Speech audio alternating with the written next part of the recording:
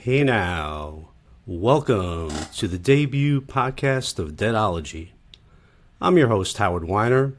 Today is August 7th, 2023, and I'm in a hotel room in Springfield, Massachusetts. Saw Carlos, the legend Santana, last night, and he was amazing. If you get a chance, go catch him, man. A living legend, maybe the greatest living guitarist in the world, still out there doing his thing. But for the first episode of Deadology, we are going to time travel back 41 years to Alpine Valley, Wisconsin, and the good old Grateful Dead. The first show they played out of those two shows in 1982, August 7th, is immortalized on the Dick's Pick series as Volume 32, and they played the following night, which is also a very good show. Before diving into those incredible shows, I'd like to share my tale of how I ended up in Alpine Valley, Wisconsin, because it's an amazing period in my life and any Deadhead's life when you're like 18 or whatever age you get into them. But that first year or two when you're into them, the just falling in love, the obsession you have for the band. So I'm 18. I'm in Tennyson Park, Nanuet, playing basketball. My friend Doug shows up. He goes, "Howie, I got to ask you something, man.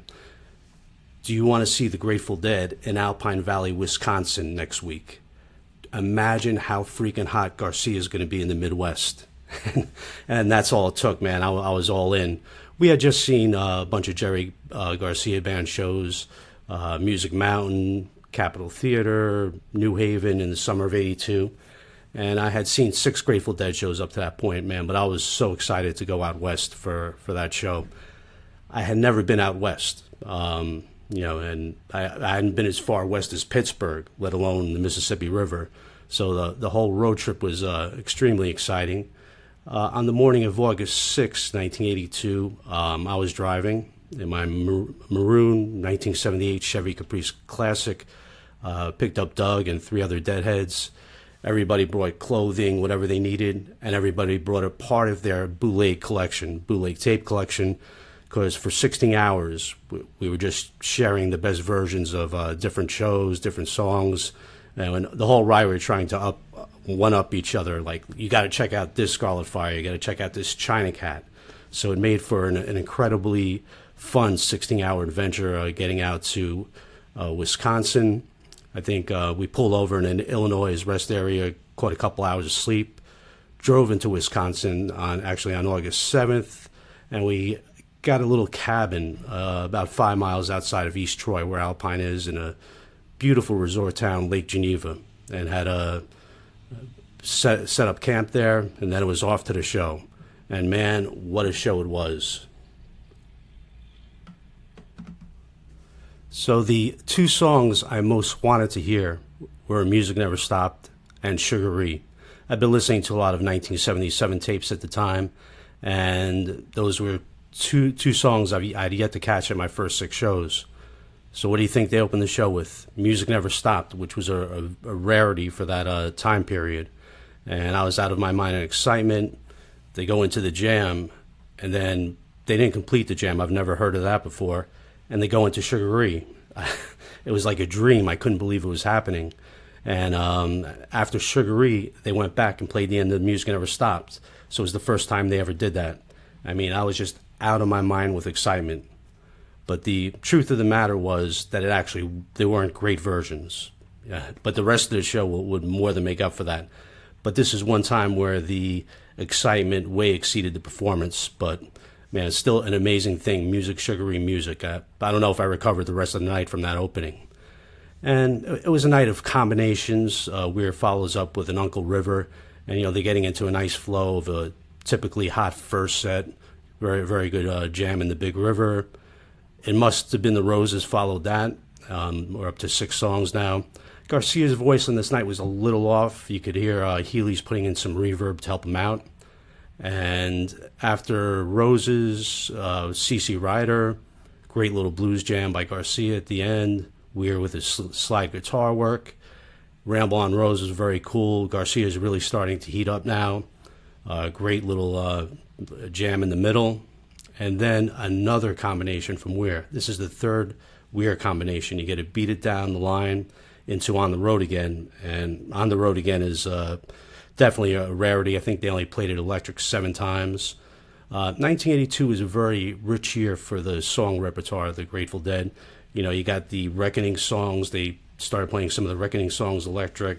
You got your Jackaro and On the Road Again, songs like that came into the rotation. They brought back Dupree's Diamond Blues, Crazy Fingers. Yeah, so 1982, a very good year on a lot of fronts. Continuing on with the show, the 11th song of the first set, a great performance of Althea, very crisp. Garcia's voice is really starting to loosen up at this point. And they put the greatest exclamation point you could put on any set, with ending it with Let It Grow. In one of the books I wrote, Deadology, Volume 2, the 33 essential Grateful Dead jam anthems, Let It Grow is one of the songs I talk about, and this version is the definitive version, the best one, no questions about it. With most Grateful Dead songs, you could debate, like you take a Morning Dew. Some people say Cornell, some might say Rochester 9280, Alexandra Palace, England 91074. These are all great versions. I couldn't definitively say which one's the best, and that's the case for a lot of Grateful Dead songs, but this Let It Grow is crazy. It's impossible improvisation at the quickest of speeds. So Weir's singing is perfect. I mean, there's not a bad note here. And when they hit that main jam that has the 3 phases, everybody in the band is locked in. They're making the chord change at the exact time, building each jam perfectly, going from 1 to 10 as far as the hotness of it. And it's ridiculous. There's a point at the end where Garcia and Brent Midland are just trading off licks, improbable at the highest of speeds. And then it ends with a quality outro jam, and even the last note, Jerry just savors it string by string. It's like the most beautiful, one of the most beautiful endings I've ever heard to a song, this Let It Grow. So it's perfection from start to end, and an amazing exclamation point for the first set, and the beautiful music continues in set 2. Sometimes when the Grateful Dead did a set break, they cut. The second set would have a different feel than the first set, almost a different mood and tempo. But Alpine Valley 8782, it's seamless. It's as if they never took a break. The China Cat that opens this is so hot. Definitely one of the better versions from the 80s. And after they hit the crescendo part, everything's going great. They just kept the jam going, and they got into that no man's land where it's not Cat, it's not Ryder. They're just relishing the jam, extending it. A lot of the versions later in the 80s, they would hit the crescendo. It was great to see, but they would go quickly into Ryder. This one, they took their time and put a nice little jam there, which I think really makes for a great version. A couple of the versions like this from this time period, 3981 Madison Square Garden, has perhaps the best Cat Rider of the decade. And also Glens Falls, 1982, is a extremely hot Cat Rider where they do the same thing. They kind of play around after the crescendo for a few minutes and, extend the jam. Getting back to Alpine Valley, the Rider's very hot. Everything is just flowing nice and easy. Great Cat Rider. And then they followed up with Women Are Smarter. And this is a song at the time which was always disappointing at the time.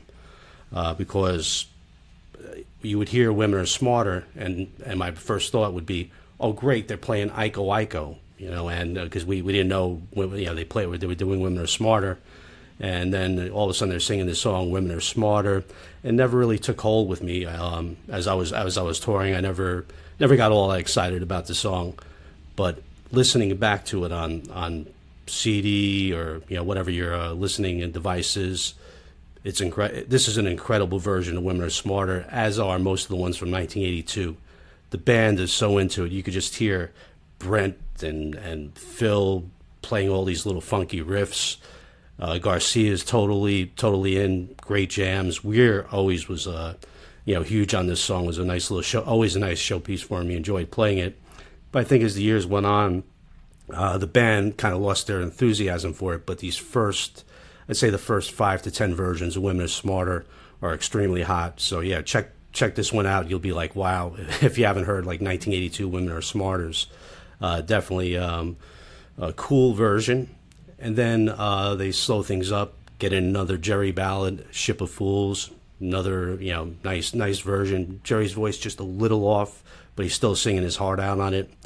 And then they go into playing in the band, and the Grateful Dead do what the Grateful Dead do during playing in the band. It's just some wild stuff for about 10-15 minutes.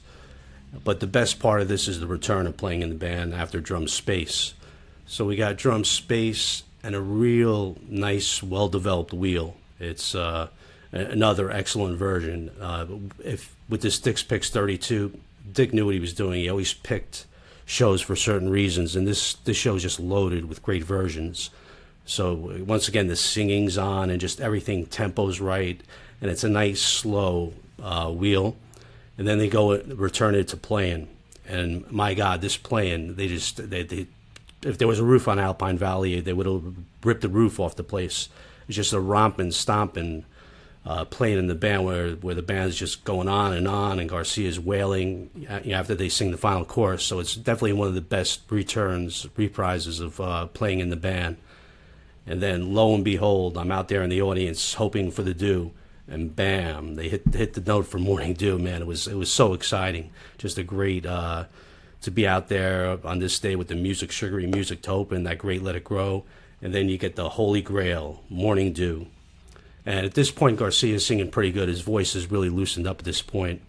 The thing with this Morning Dew, it was great to see, but it's a little up-tempo, and the ending jam is not as hot as a lot of them. I think this was kind of characteristic of 1982. They didn't extend some of the jams as long, depending on the song. It's on a song-by-song kind of thing. In 1983, they definitely did some longer jamming on most songs. But 1982 definitely had its own, the band was so crisp and on fire. So each year has its positive attributions. But I do like this Morning Dew from Alpine Valley. The great singing, the little bit of a quick pace is interesting. And the jam is definitely unique. It's they didn't go for they didn't hit that big, powerful fanfare finale where the whole band's going nuts. But there's some nice licks in there, and it definitely it's cool to listen to because it's different. And then they go into One More Saturday Night, and I mean Garcia's having a great night, but Weir's on fire this night. The One More Saturday Night is just hard to rate versions, but this is definitely one of the better ones. And as they're winding it up and they're doing the final round of One More Saturday Night, Weir calls out "One More Time," and they bring it on home. A beautiful rock and roll finale, and a wonderful Saturday night. And then the encore was U.S. Blues. Another, pretty typical, but hey, when you listen to this on, you're listening to it on CD, it's another just great version where they hardly made a mistake on this night. So, another great version of U.S. Blues. And then it was time to get a little bit of rest after the long road trip and prepare for night 2 at Alpine Valley. But that August 7th show is definitely has to be top 5, in the top 5 of the 152 Grateful Dead shows that I saw. August 8th, 1982 was another beautiful sunny day out there in Alpine Valley, out in the Midwest, all fired up from the night before we returned. And I was inside the pavilion for this first set, and I'm just going to point out a few highlights from the first set. It was an Alabama Getaway Promised Land starter to kick the show off. Mid-set, one of the first big highlights, believe it or not, is Little Red Rooster. Garcia goes off on this descending jam. It's just a concise one-round solo after Weir's slide guitar, and man, does he go off on it. You got to listen to this Rooster. It's incredible. And Red Rooster is one of the most, I find it's a maligned song. A lot of people put it down. You look online, social media, you bring up a rooster, and, people just looked at it as kind of a boring tune at times. And I did find that was the case as the decade rolled on. I think Garcia lost interest in it, and Weird put a little too much slide. They kind of clashed sometimes. Garcia really didn't grab it by the throat like he did in 81 and 82. Almost every version from 1981 and 1982 is incredible. Once again, Glens Falls has the ultimate rooster where Garcia does 2 rounds on it and goes nuts. But yeah, we were always excited to see it, and we got to see it every other show in 1981 and 1982. One night they would play CC Rider, the next night they would play Rooster, almost without any difference. Either it was CC Rider night or it was Rooster night, and we were always excited when it was Rooster night, man, because Doug and a bunch of people I used to run to the shows with, we dug the way Garcia hit that last jam on Rooster. It's a 10-song first set in Alpine on August 8th. Loser and Peggy O, I think, are the Jerry highlights. And the 10th song of the first set was a complete shock. It was an incredible surprise. Samson and Delilah attend the set. And, I mean, that song has presence, it has gravitas. It definitely, in the set-ending role, which I think this is the only time they ever did it as a first set ender, man, it held its own. It was a great way to end the first set. And, of course, it was Sunday, which, you're most likely going to get your Samson and Delilah on Sunday. But, the band was just right on through all the jams on it. Great way to end the first set. Set 2, Brent gets in his song, Far From Me. And for me, that's one of the top 3 Brent songs. I like Far From Me a lot. Kind of cool the way the band does the harmonies on that. Always great to hear Jerry sing his backing vocals on that.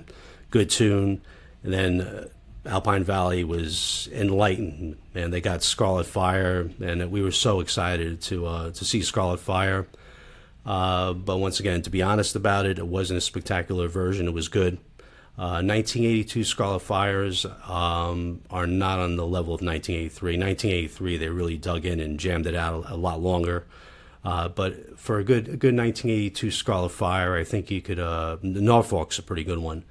But a lot of them are just shorter than 83, 84, and also what preceded it. So, but still cool. You're happy as hell. You're seeing Scarlet Fire, which I was at the time.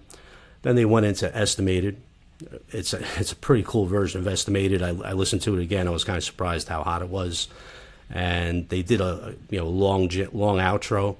Except on this night, they went into nothing. It was just Estimated, jam, drums. And at that point in my career, it was starting to be a little bit of a problem because it took me 22 shows to catch my first Eyes of the World. My very first show, I saw an Estimated Uncle John's. I caught Estimated He's Gone. I caught Estimated Space, Estimated anything but Eyes of the World. It took me 22 shows to see my first Eyes. It's almost impossible to go to 22 shows and not see Eyes, but that's what happened. My first Eyes of the World was Providence, and I must say it's a pretty damn good one. Providence, April 20th, 1983. So we got an Estimated, jam, drums, space. I think it was Other One, Not Fade Away, Wharf Rat, which were all pretty good. Nothing sensational there, but the show's rolling along good. And man, did Weir kill it at the end. He did the Good Lovin'. The whole band's playing out of their minds on it. It's a great Good Lovin'. And usually a song I wouldn't rave about, but Weir's doing the whole rock star thing, ad-libbing, but everything's working. Sometimes you listen to it and so whatever. This one is just full throttle, man. They had Alpine Valley dancing out of their minds. It was so powerful. It was the best Good Lovin' I ever saw. And there's only one way to follow that up for an encore: Satisfaction. And this was also the greatest Satisfaction I ever saw. They were so on this ending. Sometimes you could rally and just save a show with a powerful ending. And in Satisfaction towards the end, Weir's he's singing out of his mind. Just a rock star. If you like that kind of thing, you're going to love this Good Lovin' and Satisfaction. But in the rap, it's like a nice long rap. He gets the audience involved, and he also does a chorus of Wang Dang Doodle. I've never seen it tracked as Satisfaction into Wang Dang Doodle back into Satisfaction, but it's enough of a little bit of a Wang Dang Doodle there. At least they do the whole verse of it, so that it could have been tracked like that. If somebody did it, I wouldn't argue with it. But so in a way, that might be the debut of Wang Dang Doodle, although it wasn't a full version, so you couldn't really consider it. But yep, you get a verse of Wang Dang Doodle, amazing Satisfaction, and then Jerry closes it all up, the two-night stand at Alpine Valley, with Broke Down Palace. Fare you well, my honey. Man, I wish we knew that they were playing Iowa and we went to Iowa after Alpine Valley, because 2 nights later they played an incredible show in Iowa on August 10th. And there was one other great show from this tour. Well, that's debatable. I'm sure most of the shows were great, but undeniably they played Kansas City a couple of nights before Alpine on August 3rd, and that's a great show worth checking out. Great set list, great playing. Iowa and these 2 Alpine Valleys, man, just prime 1982 Grateful Dead. So that's the first episode of Deadology. I hope you enjoyed it. I'm your host, Howard Weiner. If you'd like to check out some of my books, you can go to my website, tangledupintunes.com, and also available on Amazon. But if you look me up on Amazon, I would put Howard F. Weiner, because there's a Howard Weiner who wrote books on neurology. That's not me. I'm the fun guy. You put the F in there for fun, and you get Grateful Dead and Bob Dylan books. But hey, thanks a lot for listening, and I'm going to be back soon with another episode of Deadology. Peace out.